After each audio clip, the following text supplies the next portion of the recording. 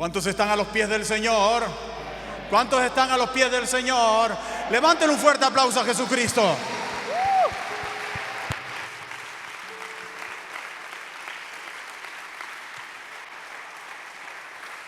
Gloria a Dios.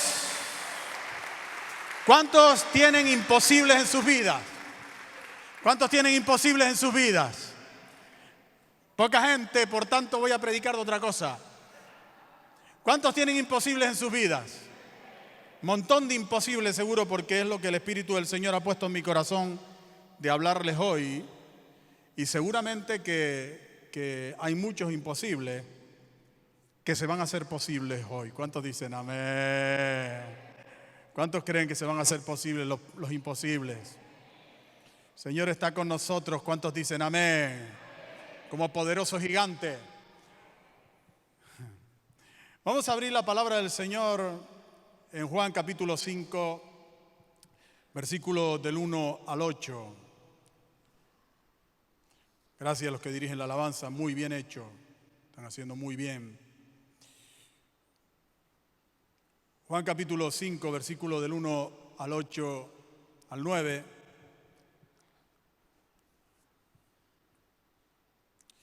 Dice: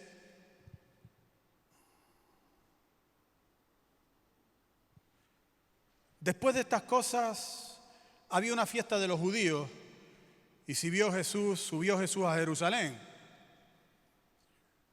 Y hay en Jerusalén, cerca de la puerta de las ovejas, un estanque llamado en hebreo Betesda, el cual tiene 5 pórticos. En esto yacía una multitud de enfermos, ciegos, cojos y paralíticos, que esperaban el movimiento del agua, porque un ángel descendía de tiempo en tiempo al estanque y agitaba el agua. Y el que primero descendía al estanque, después del movimiento del agua, quedaba sano de cualquier enfermedad que tuviese. Y había allí un hombre que hacía 38 años que estaba enfermo. Cuando Jesús lo vio acostado y supo que llevaba ya mucho tiempo así, le dijo: ¿quieres ser sano? Señor, le respondió el enfermo, no tengo quien me meta en el estanque cuando se agita el agua. Y entre tanto que yo voy, otro desciende antes que yo. Jesús le dijo: levántate, toma tu lecho y anda. Y al instante aquel hombre fue sanado y tomó su lecho y anduvo. Y era día de reposo aquel día. ¿Cuántos dicen amén? Padre, gracias por esta palabra. Pedimos que toque el corazón de mis hermanos y le hables de una manera extraordinaria, les ministres, Señor, de una manera poderosa. Llegues a sus corazones y mientras tu palabra es predicada, Señor, tu Espíritu Santo se mueva trayendo fe, tocando a los enfermos, sanando, haciendo obras preciosas en medio de tu pueblo. Te lo rogamos en el nombre de Jesucristo. La iglesia dice amén. Se pueden sentar. Queridos hermanos, aprendimos algo importante acerca de la mujer de flujo de sangre que compartimos la semana pasada, y lo que aprendimos es que ella nunca perdió la esperanza.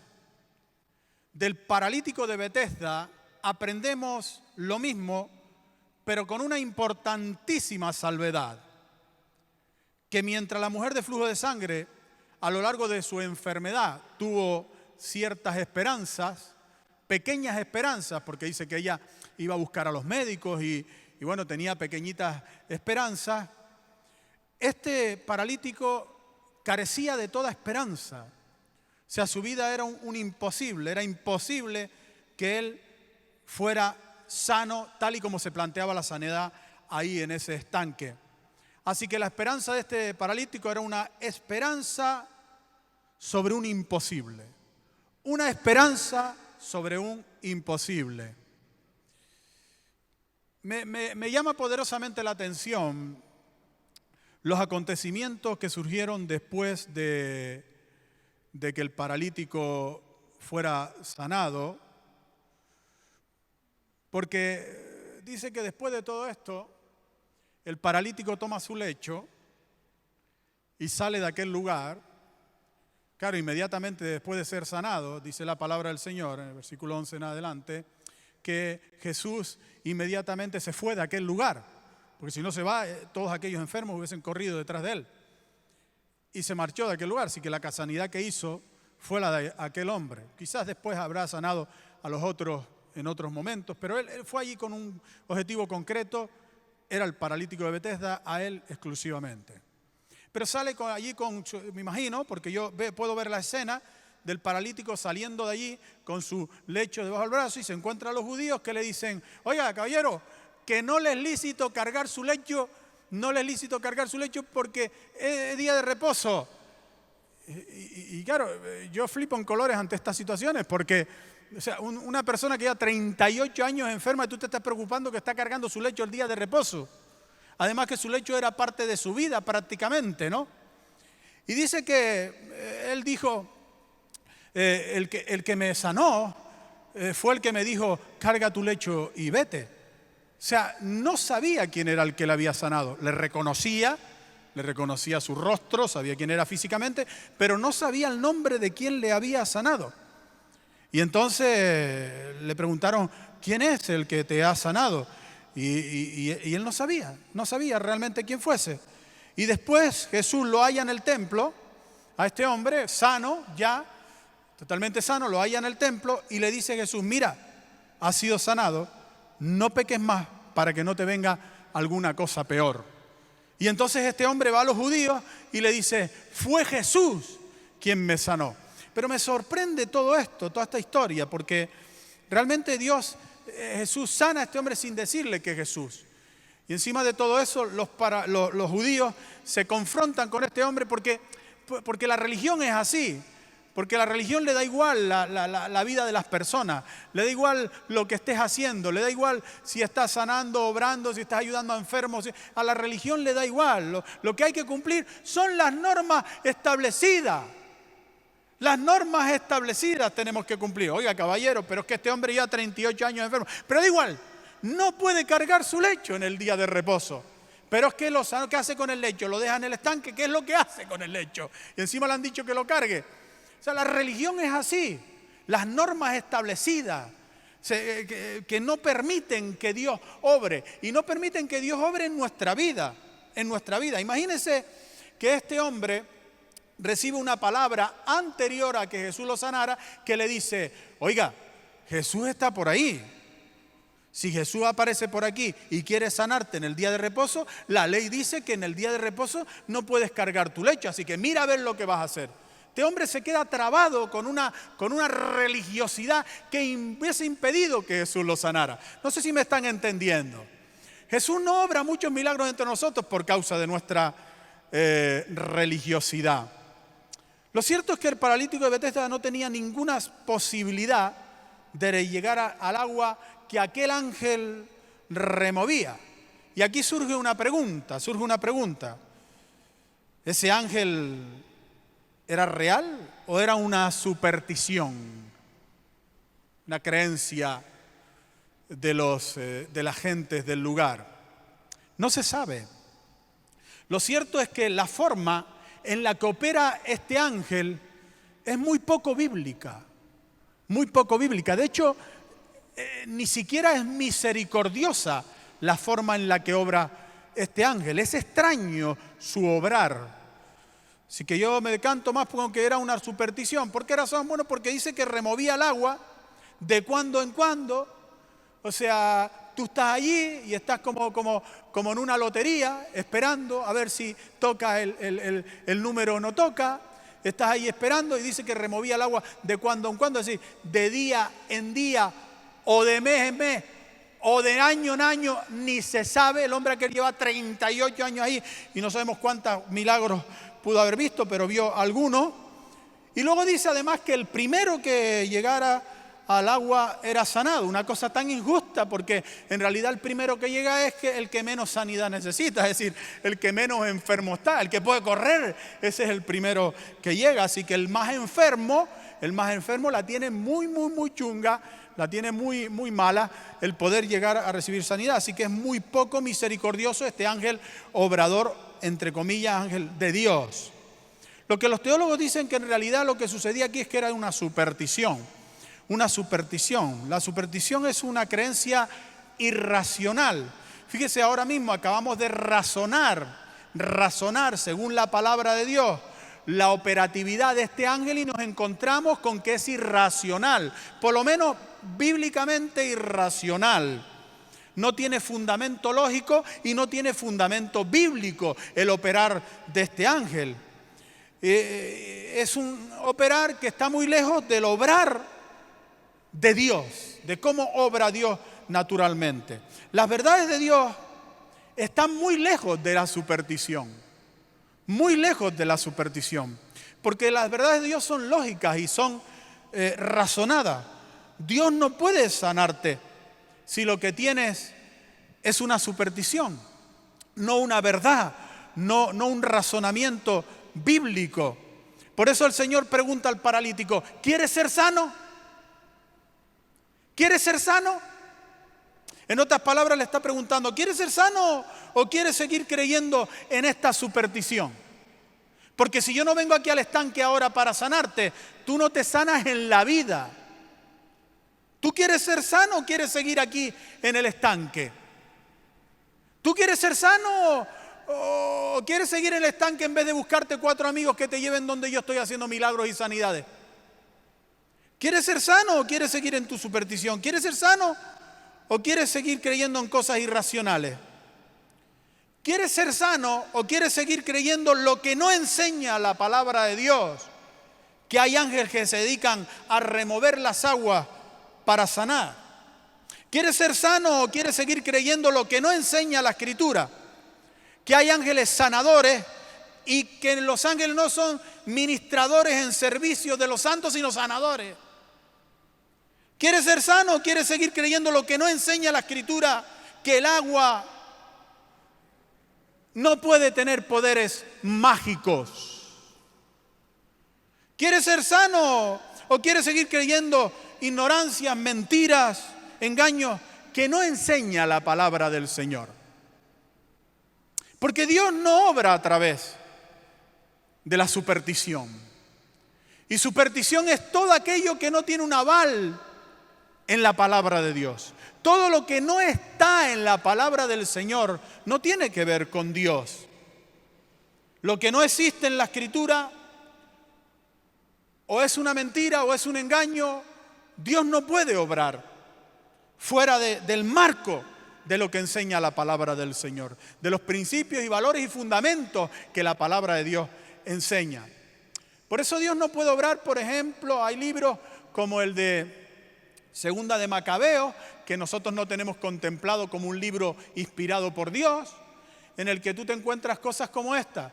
Bueno, para la sanidad de no sé qué enfermedad estomacal, te vas al mar, tiras la caña, coges un pez, lo sacas, le arrancas el hígado se sirve para sanar no sé qué cosa. O sea, cosas que la Escritura no enseña, que la inspiración divina no enseña. Por tanto, creer en ese tipo de cosas es creer en una superstición. Es la palabra de Dios quien obra milagros. Y es por la palabra de Dios por la que obra el milagro. ¿Y sabe cómo saber si uno tiene una superstición o tiene una palabra de Dios? Por la eternidad de esa palabra. Porque la palabra de Dios son palabras eternas. En una ocasión, los discípulos, les pareció a los discípulos que seguían al Señor y a los apóstoles dura una palabra que el Señor estaba compartiendo. Y se le acercan al Señor y le dicen: Señor, dura es esta palabra. De tal manera que habían gente que ya no seguía al Señor Jesucristo. Los discípulos estaban preocupados porque los followers o los me gusta del Señor habían disminuido una barbaridad. Y ya gente no seguía el Facebook del Señor ni el YouTube del Señor. Y estaban ellos preocupadísimos con esto. Y se acercan al Señor porque tienen un trauma adolescente, juvenil, que es el trauma de: se me fueron 100 followers. No me pusieron me gusta en esta frase que puse. Ese rollo adolescente, y los discípulos están como los adolescentes, ¿verdad? Preocupados por los me gustas del Señor. Y le dicen al Señor: que están preocupados que dura esta palabra, que cambie el tono, que haga otra clase de vídeos, que ponga otra clase de mensajes para aumentar los seguidores. Vinieron en el marketing de la red de aquel entonces. Y Jesús les dice en Juan 6:67, ¿queréis acaso iros también vosotros? ¿Queréis acaso iros también vosotros? Y entonces Pedro dijo algo. Dijo en Juan 6:68, Señor, ¿a quién iremos? Tú tienes palabra de vida eterna. Tus palabras no son de superstición, son eternas. Valen para hoy y para mañana. No son cosas que sucedieron en un tiempo, como la superstición. Un ángel que viene de tiempo en tiempo. No, Señor. La palabra de Dios no viene de tiempo en tiempo. La palabra de Dios es eterna. Permanece para siempre. Lo mismo que te está sirviendo a ti hoy para sanarte, es lo mismo que le sirvió a la gente que fue sana hace 2000 años atrás. La misma palabra de Dios, no la superstición. Cuando uno cree en la palabra de Dios, no hay mundo, ni diablo, ni circunstancia que pueda con esa palabra. Allí había una multitud de enfermos, dice Juan 5:3, yacía una multitud de enfermos, ciegos, cojos y paralíticos. ¿Y por qué entre toda esa multitud de gente Jesús decide ir a sanar a este paralítico exclusivamente? No es que pasaba por allí, no, es que fue exclusivamente a sanarlo. Fue a sanar a este paralítico. Hay 3 causas básicas por las que el Señor sanó a este paralítico. Lugar, razón y esperanza. Diga conmigo, lugar, razón y esperanza. Más fuerte. Más fuerte. Lugar, razón y esperanza. No se olvide nunca de esto. Para ser sanos es importante el lugar. Es importante la razón y es importante la esperanza. Lugar, la puerta de las ovejas, dice. Y hay en Jerusalén, versículo 2, cerca de la puerta de las ovejas, un estanque llamado en hebreo Betesda, la cual tiene 5 pórticos. ¿Quién es la puerta de las ovejas? Juan 10:7 dice, volvió pues Jesús a decirle, de cierto os digo, yo soy la puerta de las ovejas. Lugar, la puerta de las ovejas. ¿Quién es? Jesús. Pero la puerta de las ovejas se refiere también a la iglesia. ¿Por qué razón?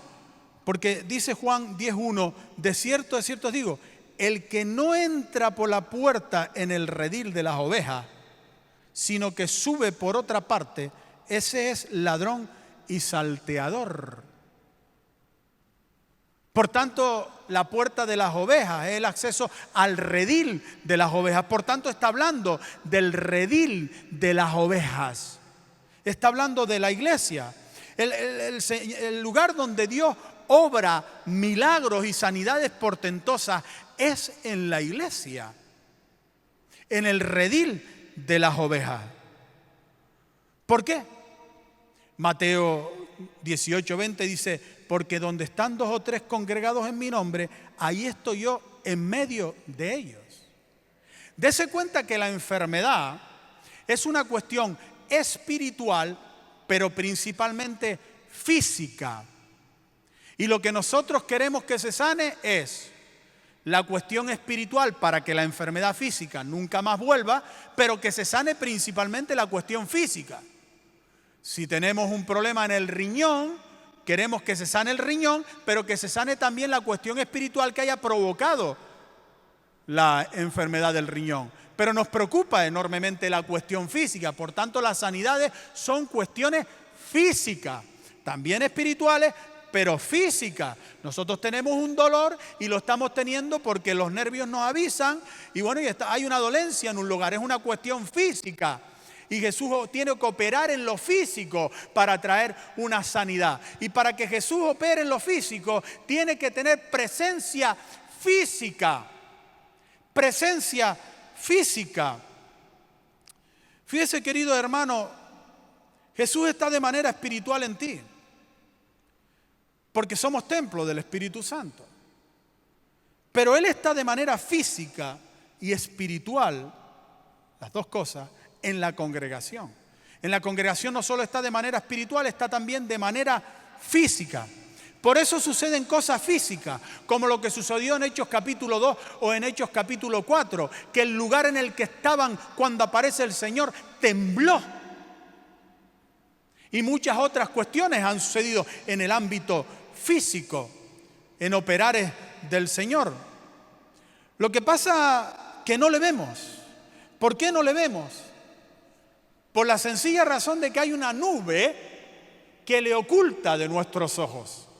Una nube que oculta al Señor de nuestros ojos y Él está aquí en esta tarde, en medio nuestro. Y hay una nube que lo oculta de nuestros ojos. Cuando Jesús fue alzado al cielo y los discípulos están viendo a Jesús siendo alzado al cielo, Hechos capítulo 1, versículo 9 dice, y habiendo dicho estas cosas, viéndolo ellos fue alzado y le recibió una nube que le ocultó de sus ojos.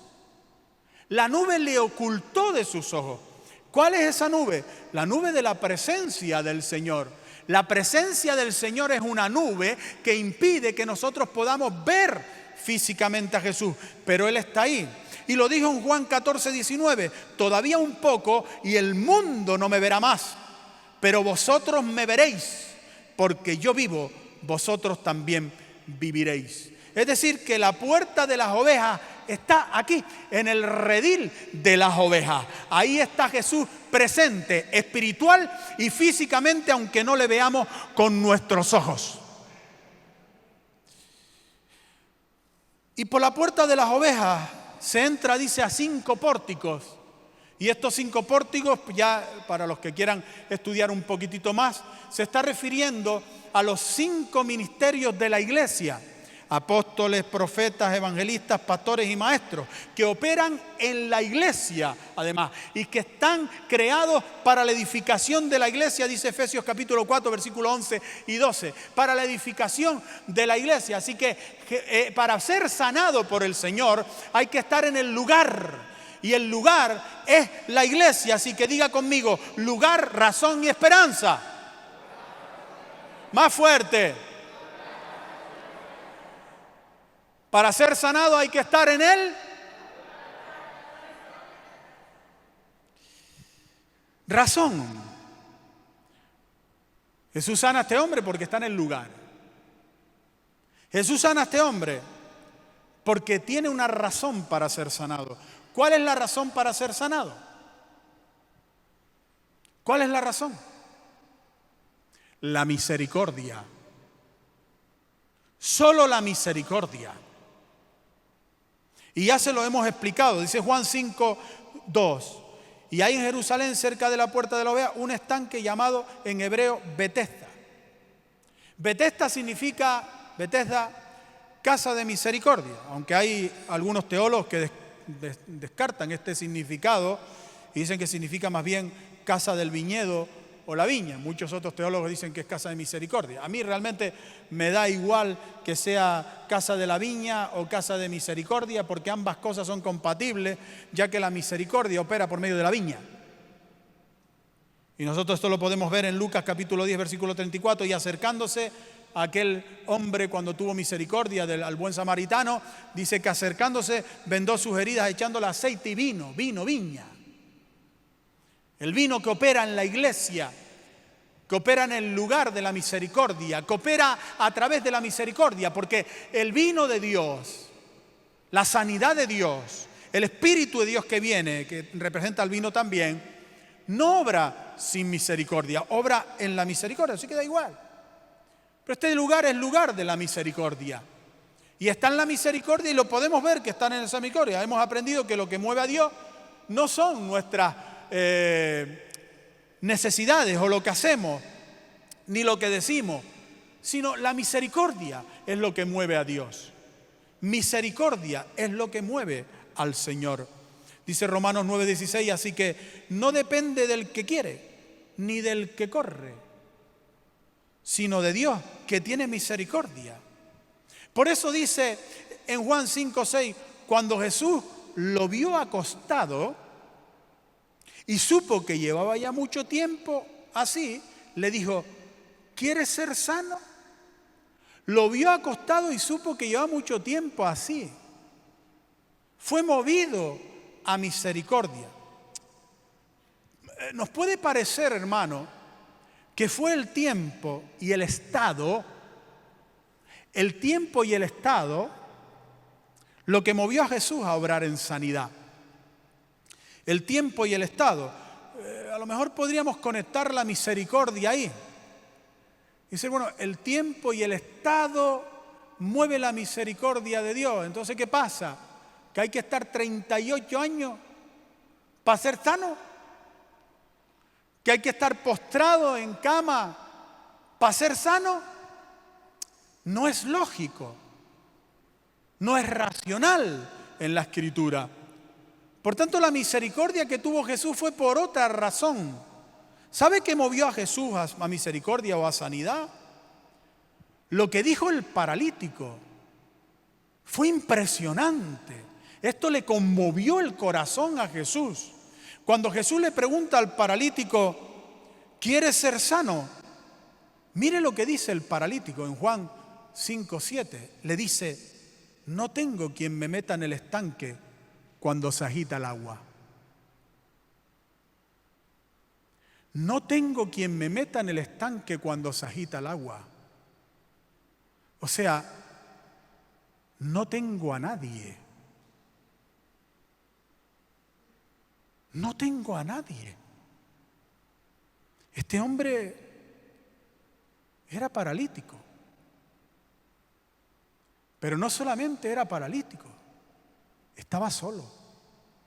Absolutamente solo, carente de toda ayuda. Nadie le acompañaba a él. No tenía 4 amigos como aquel paralítico en Capernaum. Estaba absolutamente solo. Y los sentimientos de este paralítico los podemos deducir con mucha claridad en estas palabras. Este paralítico se sentía que no le importaba a nadie. Que no le importaba a nadie. Los psicólogos dicen que sentirse querido es tan importante como comer o dormir. Elementos básicos. De hecho, en la pirámide de las necesidades de Maslow, aparece la necesidad del afecto como prioritario para la salud, para la vida de una persona. Es terrible sentir que no te quiere nadie. Y es terrible, hermano, porque cuando uno siente que no le quiere nadie, ¿sabes lo que pasa? Que uno tampoco se quiere a sí mismo. Cuando encontramos a adolescentes dañándose, a jóvenes, por ejemplo, los que llegan en patera, estos menas, que se han quedado solos. Otro día nos llamaban para pedirnos auxilio con estos muchachos. Y vemos a esas personas que están sumergidos en el alcohol, en las drogas, y que tú les dices, muchacho, te vas a matar. Me da igual.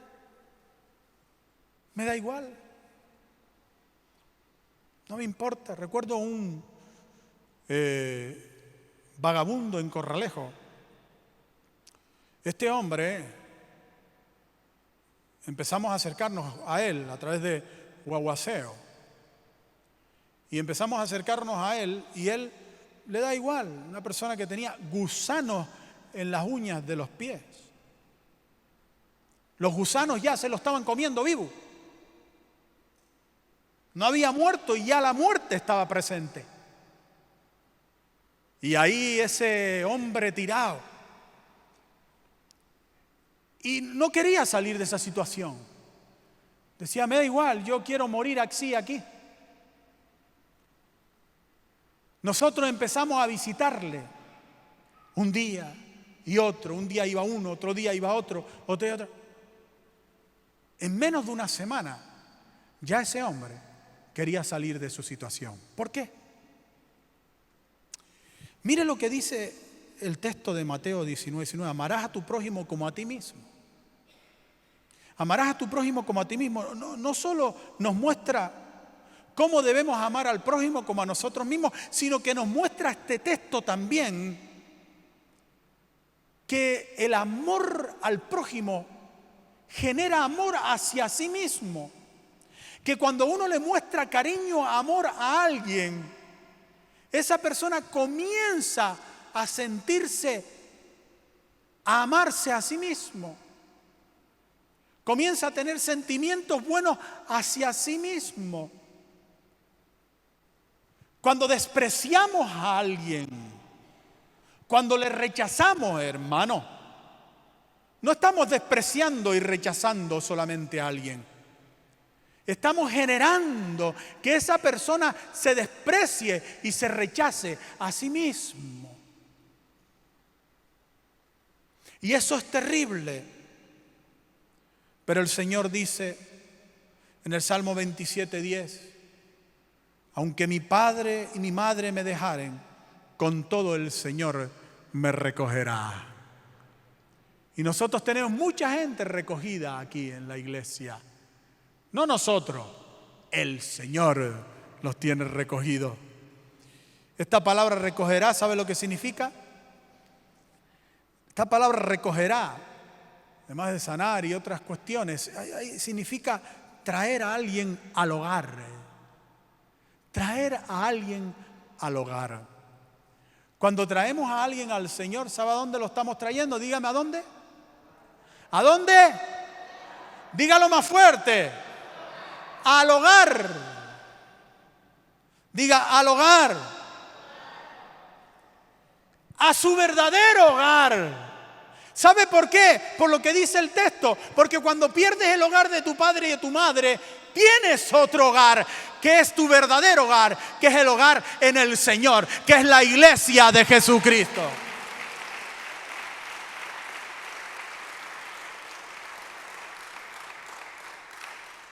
Cuando alguien viene a la iglesia, viene a su verdadero hogar. Fue la soledad de este paralítico lo que movió a Jesús a misericordia. El desamparo, la falta de ayuda, el verse en un estado de absoluta impotencia. No puedo hacer nada, llevo 38 años aquí y nadie me ayuda. Esto conmovió el corazón de Jesús. Cuando te quedas solo, desamparado, sin ayuda, sin nadie, Jesús viene a tu encuentro. ¿Por qué sanó al Señor a este paralítico? Diga conmigo, lugar, razón y esperanza. Más fuerte. Lugar, la iglesia. Razón, la misericordia. Es lo que mueve el corazón de Dios. Por eso al Señor no hay que irle diciendo, insisto en esto, no, Señor, es que ¿por qué no me sana? ¿Por qué no haces esto con todo lo que yo he hecho por ti? No, eso no es misericordia, no mueve la misericordia de Dios. Al Señor hay que irle con nuestra rodilla, agachada nuestra cabeza, rogándole y suplicándole, Señor, ayúdame. Y a corazón contrito y humillado, Él nunca lo desprecia. ¿Por qué? Porque toca el corazón misericordioso de Dios. Toquemos su corazón, hermano, y tocaremos su misericordia y Él obrará. Tercera cosa y última, la esperanza. Juan 5:5 dice, y había allí un hombre que hacía 38 años que estaba enfermo. Según el paralítico llevaba 38 años, porque no solo no tenía nadie que le ayudara, sino porque además siempre llegaba al último. Dice Juan 5:7, entre tanto que yo voy, otro desciende antes que yo. Siempre llegando al último. Alguien me dijo esta semana, pastor, un puesto de trabajo y no miré rápido el WhatsApp, no sé qué, no sé cuánto. Y digo, bueno, luego lo miro y no había atendido los WhatsApp que manda la iglesia, los WhatsApp que manda usted. Y bueno, como manda tanto, pues lo miro después. Y era un trabajo. No pones al Señor en primer lugar, el primer WhatsApp que tienes que mirar, ¿sabes cuál es? El del pastor, el de la iglesia, el del Señor, es el del líder, el primero que tienes que mirar. Primero que todo, ese. Porque ahí está la respuesta de Dios siempre. Un mensaje, una palabra, en todo. Y no lo miro tarde. Y fue al día siguiente, cuando fue ya habían cogido a una persona. Y si hubiese venido ayer, te hubiésemos cogido. Fíjate tú, perdió el trabajo. Este hombre siempre llegaba tarde. El último. Se sentía el último siempre. A él los cogían el último para todo y siempre llegaba tarde a todas las cosas, el último en la vida. Pero todo cambió cuando llegó Jesús a su vida. Cuando llegó a Jesús de su vida, pasó de ser el último a ser el primero. El primero. Pasó de ser el último a ser el primero, porque Mateo 20:16 dice, así que los primeros serán los postreros y los postreros primeros, porque muchos son llamados, pero pocos son los escogidos. Jesús aparece en nuestra vida para cambiar por completo situaciones que llevamos arrastrando años y años, a lo mejor toda nuestra vida, como la de ser los últimos. Jesús quiere que sus hijos no sean más los últimos. Él quiere ponerlos en los primeros lugares. Él quiere elevarlos a los lugares de encargados, a gobierno, a situaciones importantes en esta sociedad. Dios quiere levantar los negocios de los hijos, de sus hijos, para que estén en los primeros lugares. Dios quiere darle finanzas a sus hijos. Dios quiere obrar a través de sus hijos, porque todo el mundo es de Él. Y Él quiere entregarlo a sus hijos. Jesús nos pone a nosotros en primer lugar porque somos sus primogénitos, somos sus hijos preferidos, queridos hermanos.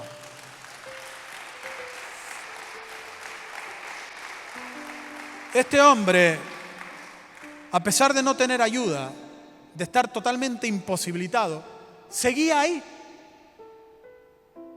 ¿Por qué? Porque no perdió la esperanza. Este hombre tenía la fe de Abraham. Y no tenía la fe de Abraham porque era judío. ¿Sabe cuál es la fe de Abraham? La fe de Abraham se nos dice cuál es en Romanos 4:18. Dice que Abraham creyó en esperanza contra esperanza. La fe de Abraham es la fe de creer en esperanza contra esperanza, queridos hermanos. Es decir, tener esperanza cuando no hay esperanza. ¿Qué es lo que tenía este hombre? Tenía esperanza a pesar de que no había ninguna esperanza para él, por lo menos de ser sanado con aquel ángel. Tenía esperanza contra esperanza, y esa esperanza contra esperanza, que es la fe de Abraham, es una oración a Dios. Ese corazón que tiene esperanza contra esperanza levantó esa oración a Dios. Esa fe. Y esa fe fue lo que atrajo a Jesús. La esperanza contra esperanza atrae a Jesús porque es la fe de Abraham. La esperanza no se fundamenta sobre lo que se ve, sino sobre lo que no se ve. Romanos 8:24 dice, porque en esperanza fuimos salvos.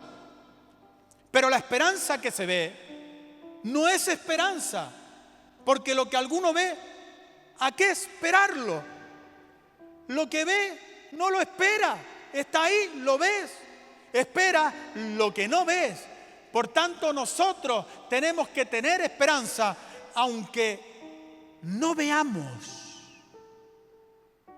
o la esperanza de Abraham, que es la que Dios quiere que tengamos, es la esperanza en contra de lo que estamos viendo.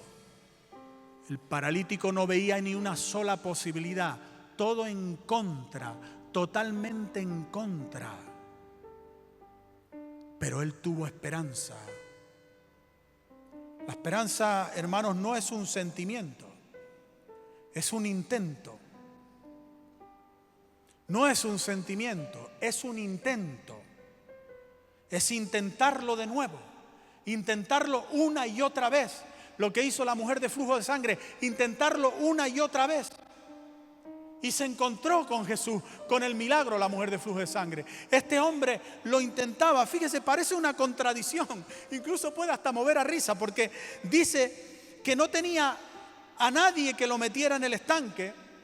Y sabemos que era un paralítico. Entonces, ¿qué significa esa frase que dijo: entre tanto que yo voy, otro se me adelanta? Entre tanto que tú vas, vamos a ver, si no tienes a nadie que te lleve, ¿dónde vas tú? ¿Dónde vas? ¿Es una contradicción? No, no es una contradicción. Es que este hombre, a pesar de estar paralítico, tirado ahí, cuando se movía el agua, él nunca dejó de intentarlo. Nunca. A lo mejor movió solo la cabeza, a lo mejor se tiró del lecho, no sé lo que hizo, pero nunca dejó de intentarlo. Entre tanto que yo voy, la esperanza siempre va. La esperanza no se queda postrada, la esperanza siempre va, lo intenta una y otra vez. Y lo que vio Jesús en este hombre es que este hombre estaba dispuesto a morir en el intento, morir en el intento. Y esa es la esperanza, morir en el intento. Es mejor morir en la esperanza que morir sin ella. Es mejor morir en el intento que morir sin haber intentado nada. Porque si morimos sin haber intentado nada y nos presentamos delante del Señor y Él nos dice: si lo hubieses intentado, hubieses recibido esto, eso sí que es un chasco de los grandes. Así que, queridos hermanos, tengamos esperanza en lo imposible, porque cuando tenemos esperanza en lo imposible, Dios hace que